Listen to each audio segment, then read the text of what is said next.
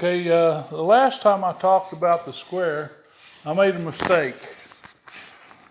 The side cuts were marked underneath the number of the pitch, like a 5 on 12. For a side cut, you'd use 11 and 1/16. So when I laid that out, I would put the 12 up against where I mark. Let me lay that out on a piece of lumber here for you. Okay, now say we had a 5 on 12 pitch, and we marked for our plumb cut here. Here's 5,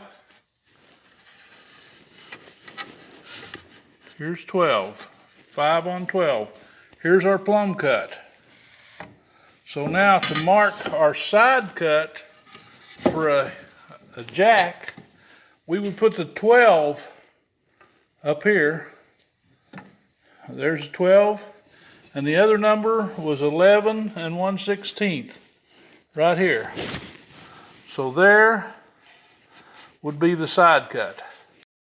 Whether it's a hip or valley or a jack, the 12 goes where you're marking, okay? And like the 11 1/16 is back here.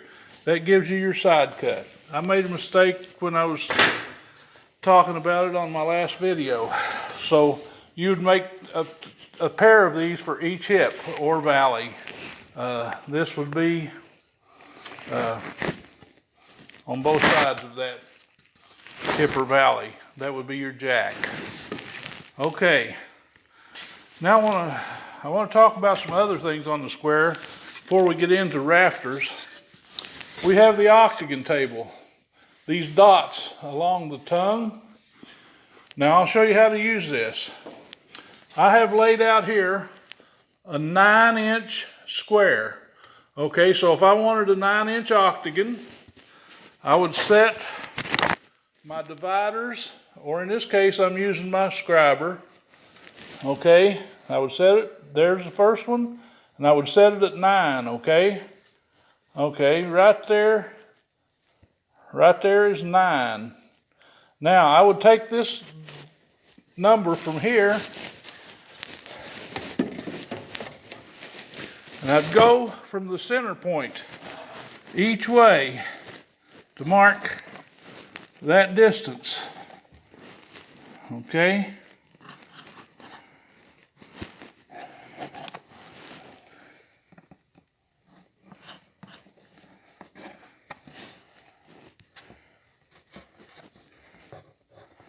Now, what I would do, make that octagon, I would merely connect the lines from one to the other.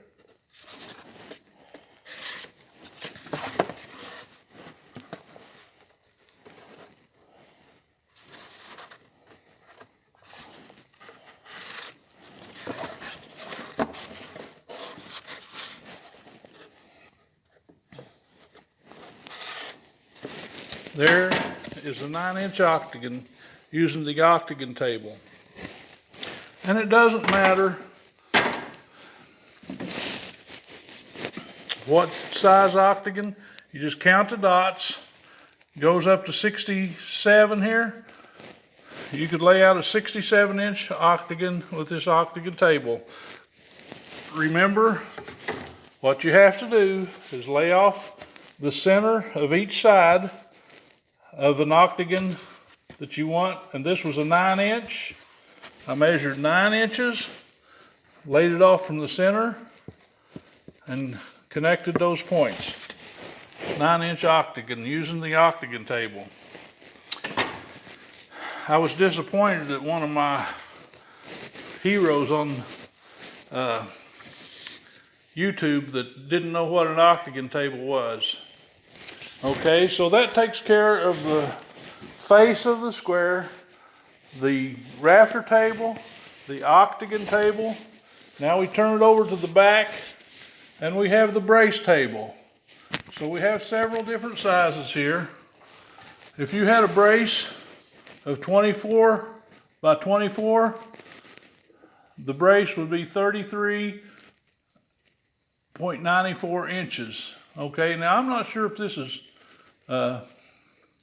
okay, 94 would be, let's see, well, I'd have to do the math on it to figure 94. But this is just a diagonal. 127 by 27 be 38 and 18/100ths. 30 by 30 will be 42.43 inches. 33 by 33, we have several different sizes down through here. This was put on the square mostly because of trestle work. In other words, the old railroaders, when they was building trestles, they needed to know how long to make their braces for these different size of legs on their, and this is merely a diagonal drawn across there. Okay, the next table is your Essex board feet table. This is the Essex board feet table across here. Now how you use this, you come over here under the 12, you have numbers. So 8 is your first number. If I had a piece of lumber that was 1 by 8, I could move along to a length here, say 4 feet will be 2 8/12 board feet.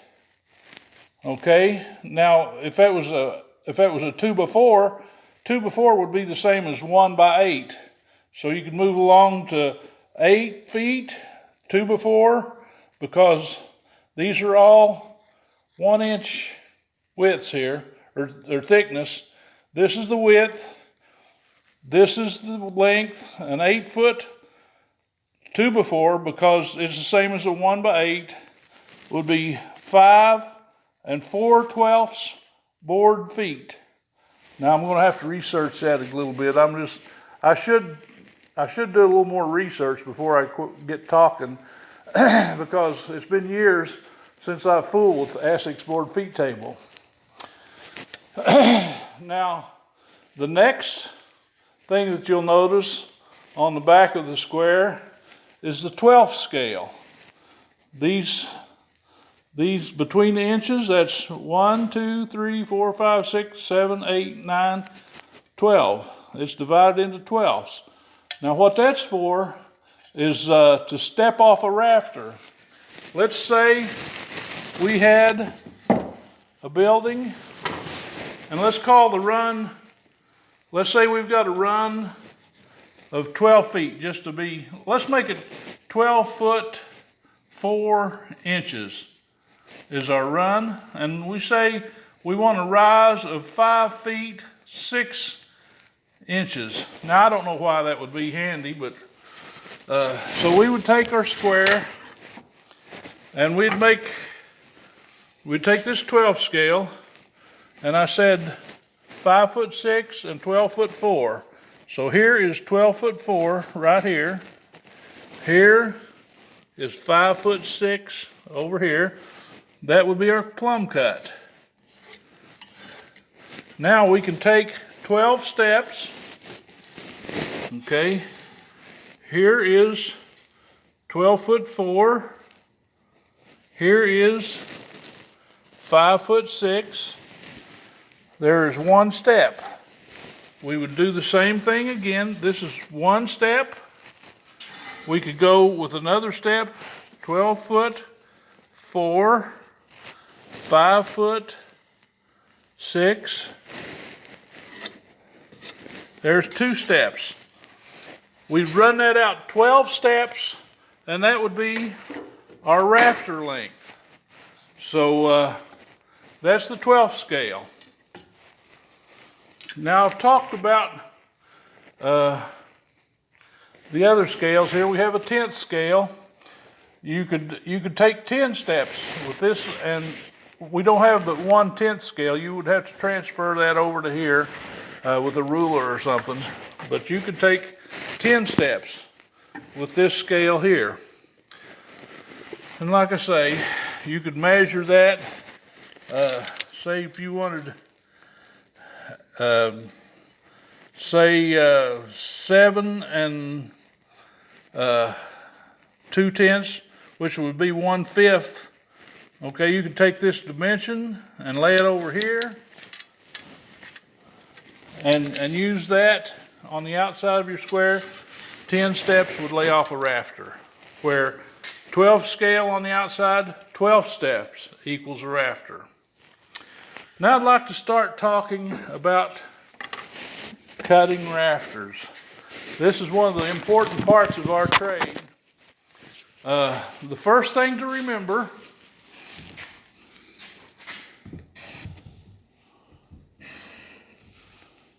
we have a building here, and say we have a width of, make it anything, let's make it 26 feet, just so it won't be 24. 24 would make it easy at 12. But if we had a building here, this is called the span, is the total width. Now, when we cut rafters, we're talking about a pitched roof,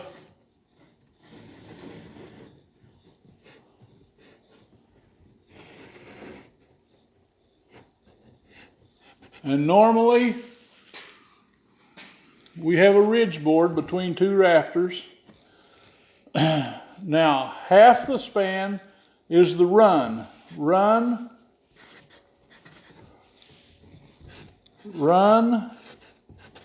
equals 1/2 span. Okay. Now let's look at plan view of a roof. Okay, here's your building. Here's your ridge board.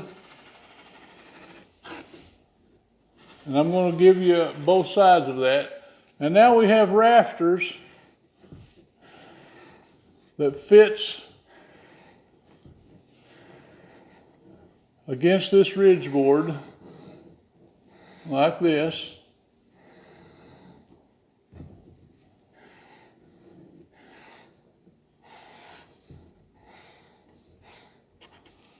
Okay, the first thing to remember about cutting a roof is all members are framed to the center of all other members. In other words, if I had an 1.5-inch ridge board here and I had 1.5-inch rafters,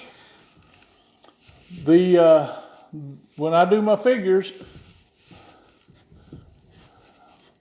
all dimensions are figured to the center of all other components. So if I had a hip roof or a valley, our hip or valley would come in here like this, and it would be figured to the center like this. Okay?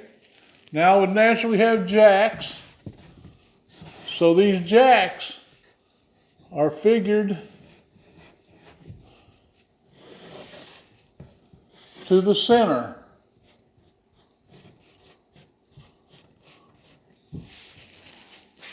All members of a roof are figured to the center of all the other members that they came in contact with.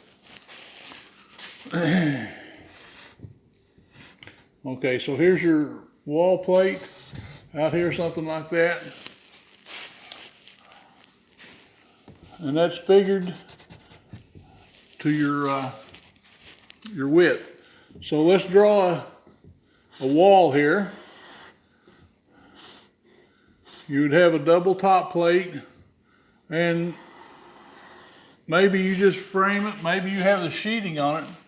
So your rafter sits on your wall, something like this. Now there's a few things to remember when you cut that rafter. the back of your rafter here should be 2 inches or greater. It's okay to have 5 inches, it's okay to have 6 inches, but you should never have less than 2 inches, 2-inch minimum in the back of your rafter. Okay? Now, the next thing is your bird's mouth. Your bird's mouth is the cut that sits on your wall that looks something like this. There's a plumb cut and a seat cut. Okay? In terms of rafters, anything that goes straight up and down is a plumb cut. Anything that goes across is a seat cut. This seat cut should never extend further than the bearing of the wall. So, in other words, if you cut a rafter and it looks like this, let's make it a little more severe here. If your rafter looks like this, your seat cut extends past your bearing out here, that's not good. What'll happen, your rafter will tend to split right here at that plate line, because you need to have full bearing on that wall. So what I do when I have a real steep roof, I cut my bird's mouth to a depth of my my cap plate here. So if this is 1.5 inches thick, I would cut my bird's mouth 1.5 inches deep, and that may not leave me bearing on all the 1 inch or 3.5 or 5.5 or however wide my plate is, but that's okay. You don't want it, whatever you do, don't let it stick out here. But I don't like to go more than this 1.5 inches with my bird's mouth. So that is the first basics of rafter cutting. Now we're close to 15 minutes, so with the next episode, I'll talk more in depth about the cuts, maybe even cut a few rafters just for fun. Thank you and have a wonderful day. So long.